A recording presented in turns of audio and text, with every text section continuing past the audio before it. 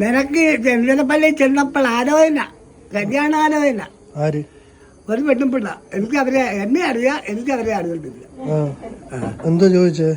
സുഖമായിക്ക് ഇപ്പൊ എന്താ ജോലി വല്ലതും ഉണ്ടോ? ഞാൻ പറഞ്ഞ ഒന്നുമില്ല. കല്യാണമൊക്കെ ആയോ? ഞാൻ പറഞ്ഞ ഉടനെ ഇല്ല. അതെന്താ പ്രായം 10-25 ആയില്ല. ഞാൻ പറഞ്ഞിട്ട് 24 ആവുന്നേ ഉള്ളൂ. ഉടനെ ഇല്ലെന്ന് പറഞ്ഞു. എന്തായാലും പറഞ്ഞത് അന്നേരം അവരുടെ മാം പാടി അവരൊക്കെ പോയി. ശരിയായാലും ഞാൻ സത്യാ പറഞ്ഞത്. ഞങ്ങൾക്കൊക്കെ വയ്യാതായി, എനിക്കും അമ്മച്ചിക്കും വയ്യാതായി. മോനും കല്യാണം കഴിച്ചു. വയ്യാതെങ്കിൽ നിങ്ങൾ ആശുപത്രി പോകണം. വയ്യാത്തൊരാശുപത്രിയിലാണ് പോട്ടെ. വയ്യാത്തൊരാശുപത്രി പോകണം, അല്ലാണ്ട് ഞാൻ പിന്നെ പെണ്ണ് വെക്കണം അല്ലേ? അതൊക്കെ എനിക്ക് ഇഷ്ടപ്പെട്ടു.